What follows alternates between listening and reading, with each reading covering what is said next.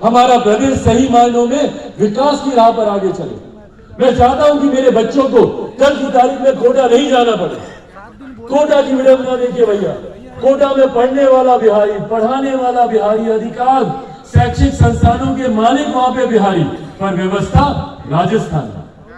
क्यों ये व्यवस्था बिहार में नहीं हो सकती? क्यों पटना को हम लोग एजुकेशनल हम नहीं बना सकते? क्यों हम लोग IT job, IT sector Bihar में नहीं खोल सकते? अगर गुरुग्राम, नोएडा जैसे एनआरसी के रीजन में अगर ऐसे क्षेत्र बन सकते हैं, तो क्यों बिहार में हम लोग आईटी जॉब्स नहीं खोल सकते? क्यों यहाँ पे एमएनसीज नहीं आ सकती? क्यों यहाँ पे हम लोग को रोजगार नहीं मिल सकता? भैया कौन चाहता है, कौन चाहता है अपने घर परिवार माता पिता को छोड़कर दूसरे प्रदेशों में जाए काम करे? और दुख की बात है ये कि आने वाले समय में देखिएगा, अगर यही परिस्थिति बनी रही, पलायन अगर इसी तरीके से चलता रहा और बढ़ता रहा, तो वो दिन दूर नहीं जब हमारा प्रदेश सिर्फ एक बुजुर्ग प्रदेश बन के रह जाएगा।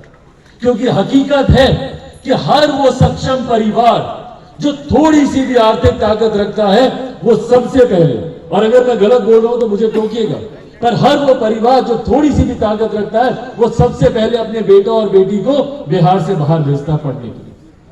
वो बच्चा बच्ची बाहर जाता है, वहीं पे पढ़ाई करता है, वहीं पे रोजगार करता है, वहीं पे घर खरीदता है, वहीं पे शादी करता है, वहीं पे बच्चे पैदा करता है, और उसके बाद होली दिवाली छठ पूजा में कभी गाहे बगाए अपने घर गांव वापस आया तो आया, नहीं तो उसके बाद वहीं पे बस के रह जाता। और मुख्यमंत्री नीतीश कुमार जी 2005 में जब वो पहली बार मुख्यमंत्री बने थे, याद है मुझे, उस वक्त उन्होंने कहा था कि मेरा सपना है, मुख्यमंत्री जी का सपना था ये, कि जितने पलायन किए हुए लोग हैं, जितने बिहारी दूसरे प्रदेश में रहते हैं, कि मैं उन सबको वापस लेकर, जो मुख्यमंत्री अपने ही सपने को पिछले 16 साल में पूरा नहीं कर सके, वो हम लोग के सपने को क्या पूरा करेंगे, इस पर भी हम लोग को मंथन करने की जरूरत है।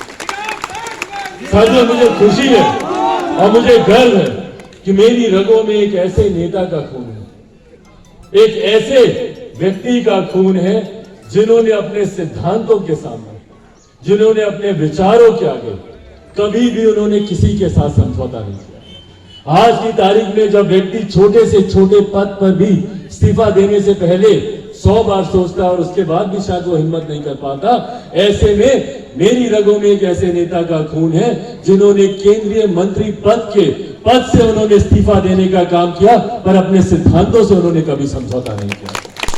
स्वर्गीय रामविलास पासवान जी ने अपने देश के लिए, अपने प्रदेश के लिए, अपने समाज के लिए दिन रात वो मेहनत करते रहे। उनका पुत्र होने के नाते मुझसे बेहतर शायद ही कोई और जानता होगा कि जिस तरीके से मैंने उन्हें देखा, दिन रात अपने प्रदेश के लिए, अपने देश के लिए, अपने लोगों के लिए दिन रात समर्पण भाव से कार्य करते हुए आज उनके कार्यों को पुनः जनता के बीच में हम लोग को लेकर जाने की जरूरत है। आज मुझे आश्चर्य होता है, ताज्जुब होता है कि भैया विभिन्न कार्य ऐसे हैं जहां पे बड़े बड़े राष्ट्रीय दल उन कार्यों को भुनाते नहीं थकते। डॉक्टर बाबा साहब भीमराव अम्बेडकर, उनका नाम लेते कई ऐसे राजनीतिक दल, कई ऐसी राजनीतिक पार्टियां जो उनका नाम लेती नहीं थकती, पर हकीकत है कि जो हमारे संविधान के निर्माता हैं, उनकी एक तस्वीर तक पार्लियामेंट में कभी नहीं थी। आज जिस संविधान के तहत हम लोग देश को चलाने की बात करते हैं, उनकी एक तस्वीर तक पार्लियामेंट में 89 से पहले नहीं थी। हमारे नेता वीपी सिंह जी की सरकार में जब पहली बार श्रम एवं कल्याण मंत्री बने, तो उस वक्त डॉक्टर बाबा साहब भीमराव अम्बेडकर जी का तैल चित्र सेंट्रल हॉल में लगवाने का काम हमारे नेता स्वर्गीय रामविलास पासवान जी ने किया। डॉक्टर बाबा साहब भीमराव अम्बेडकर को भारत रत्न दिलवाने का काम हमारे नेता आदरणीय रामविलास पासवान जी ने किया। उनके जन्म दिवस पर छुट्टी की घोषणा हमारे नेता आदरणीय रामविलास पासवान जी ने की। उन्होंने जाति से उठकर, धर्म से उठकर उन्होंने कार्य करने का उन्होंने काम किया। आज ऊंची जाति के गरीब लोगों को जो रिजर्वेशन मिला है, जिस आरक्षण की बात हुई है, हमारे नेता जब पार्टी बनी थी सन 2000 में, पार्टी का संविधान में 2000 में इस बात को लिखा गया था, तब से हम लोग इस बात की मांग करते थे कि भैया गरीबी जाति देखकर नहीं आती है, विडंबनाएं जाति देखकर नहीं आती है। जो लोग जातियों में बांटने का काम हम लोग को करते हैं, ये उन लोगों को जानने की जरूरत है कि भैया जात पात को देखकर ना अमीरी आती है ना गरीबी आती है। ऐसा नहीं है कि कोई अमीर, कोई ऊंची जाति का है तो सब संपन्न है, या कोई गरीब जाति का है तो सारी समस्याएं वहीं पर है। हिंदुस्तान में अगर कोई एक भेद है, अगर कोई एक फर्क है, तो वो सिर्फ इतना कि एक अमीर जो अमीर होता जा रहा है, दूसरा गरीब जो गरीब होता जा रहा है। और अगर हम लोग को सही में बिहार को विकसित बनाना है तो इस अमीरी और गरीबी की खाई को पाटने की जरूरत है। और इसीलिए तब से हमारे नेता ऊंची जाति के गरीब लोगों के लिए भी संघर्ष करते रहे। मुसलमान वर्ग से आने वाले लोगों ने प्रोफेट मोहम्मद के जन्म दिवस पर छुट्टी की घोषणा करने का काम हमारे नेता स्वर्गीय रामविलास पासवान जी ने किया। आज जितने लोग हाथ में मोबाइल फोन लेकर वीडियो बना रहे हैं, तस्वीर खींचते हैं, सेल्फी लेते हैं, मुझे वो दौर भी याद है कि जब हमारे नेता कम्युनिकेशन मिनिस्टर थे, उस वक्त उनका बहुत मजाक भी उड़ाया गया था, क्योंकि उस वक्त उन्होंने एक बयान दिया था कि मैं एक ऐसे दिन की कल्पना करता हूं जब ये मोबाइल फोन बैंगन के भाव बिके, हर रिक्शा वाला ठेला वाला के हाथ में मोबाइल फोन हो, ये मेरा सपना है। ये जिस दिन मेरे नेता स्वर्गीय रामविलास पासवान जी ने कहा था तो सब लोगों ने उनका मजाक उड़ाया था। क्यों? क्योंकि वो एक ऐसा समय था जब इनकमिंग फोन भी जब आता था तो उसके लिए भी 30 रुपया 32 रुपया पैसा उसके लिए लगता था। तो एक ऐसे दौर में जब इनकमिंग फोन के लिए 30 रुपया 32 रुपया लगता था, ऐसे में हमारे नेता का वो सोच, उनका वो सपना कि एक दिन ऐसा आए जब हर रिक्शा वाले ठेले वाले के हाथ में मोबाइल फोन हो, जो कि आज हकीकत है। आज हकीकत है कि गरीब से गरीब आदमी के हाथ में भी अगर आज मोबाइल फोन है तो वो हमारे नेता स्वर्गीय रामविलास पासवान जी की सोच है।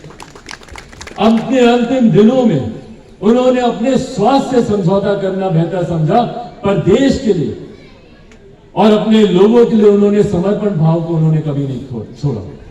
अंतिम दिनों में जब उनको खाद्य मंत्रालय की जब उनके पास जिम्मेदारी थी कि गरीब लोगों को किस तरीके से मुफ्त में राशन मिले, ये चिंता उनको खाई जाती थी। मुझे याद है जब पहली बार लॉकडाउन लगा था तो उस वक्त हमारे नेता इस बात को लेकर बड़े चिंतित होते थे, क्योंकि हम लोग देखते थे कि भैया किस तरीके से हम लोग के बिहारी साथी हाईवे पर सैकड़ों हजारों किलोमीटर की यात्रा करके पैदल अपने गांव अपने घर आने के लिए वो लोग निकले हुए थे।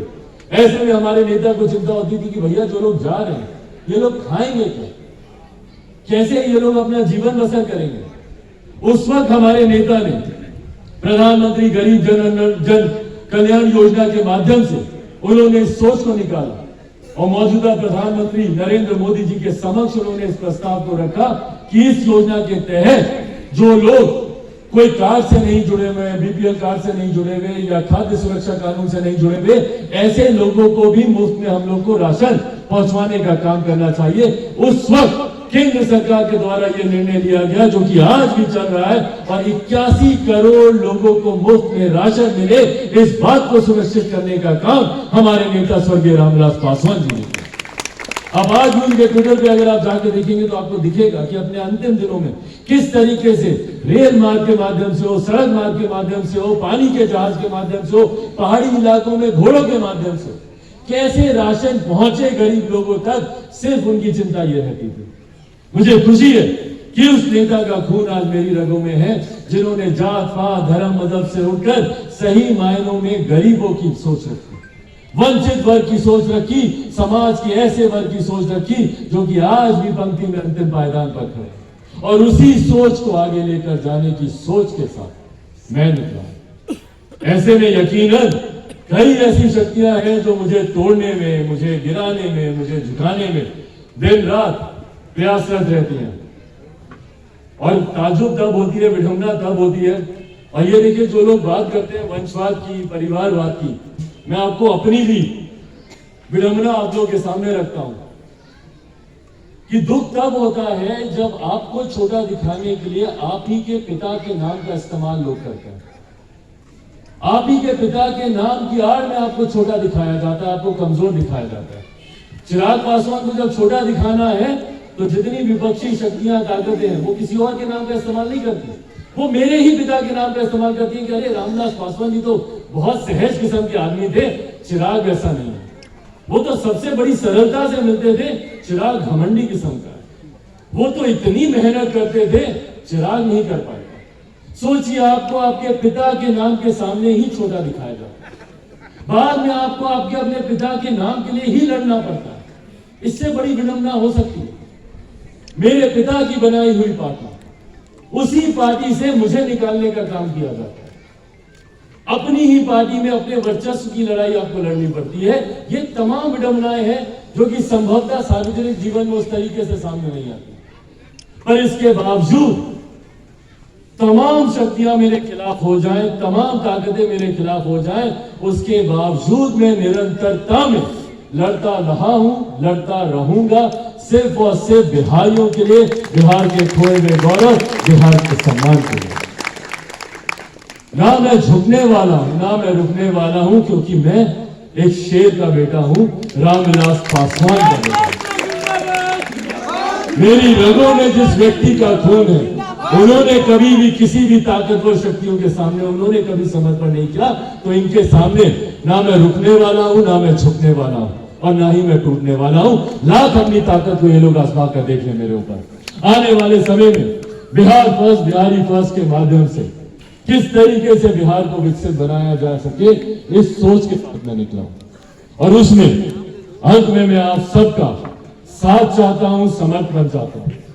मैं चाहता हूं कि बिहार फर्स्ट, बिहारी फर्स्ट के माध्यम से हम लोग बिहार को विकसित राज्य बनाएं, बिना जात पात धर्म मजहब की राजनीति में उलझे हुए, सही मायनों में बिहार में विकास की योजनाएं धरातल पर उतरे, बिहार एजुकेशनल हब बने, यहाँ पर एमएनसीज आए, आईटी सेक्टर्स खुले, यहाँ पर रोजगार मिले, यहाँ पर इस सोच के साथ मैं आगे बढ़ना चाहता हूँ।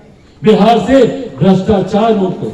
जो लोग बात करते हैं कि भैया हमारा जीरो टॉलरेंस है करप्शन के खिलाफ, वो बताएं कि भैया साफ निश्चय, अगर भ्रष्टाचार की योजना नहीं है तो और क्या है? कोई एक व्यक्ति मुझे बता दे कि सात निश्चय में घोटाला नहीं होता। बता दें कि आप लोग के जिस भी क्षेत्र से आप लोग आए, आपके प्रखंड में, आपकी पंचायत में, आपके गांव में, क्या नल जल योजना पूरी तरीके से धरातल पर उतर गई? जहां जहां पर मैं जाता हूं, कहीं पे फटी हुई पाइप दिखती है, फटी हुई टैंकियां दिखती हैं, और उसके बाद सिर्फ खुदाई होती रहती है नल जल योजना के नाम पर, नली गली योजना के नाम पर। सात निश्चय बिहार के इतिहास की सबसे बड़ी भ्रष्टाचार की योजना, और आने वाले समय में जब लोक जनशक्ति पार्टी रामविलास की सरकार होगी, तो मैं आपको वादा करके जाता हूं कि इस योजना की जांच करवाई जाएगी और हर एक दोषी को कटघरे के पीछे भेजा जाएगा। ये वादा आप लोगों से करके साथियों, आने वाले समय में यकीनन बिहार एक बदलाव की ओर देख रहा है, और बस मैं इतना चाहूंगा कि आने वाले समय में संभवतः रास्ता कठिन होगा, और कोई भी राह आसान नहीं होती। हम लोगों ने आजादी की लड़ाई भी जितनी हम लोगों ने सुनी है, कितने लोगों को अपना बलिदान देना पड़ा, संघर्ष करना पड़ा, तब जाकर आजादी मिली।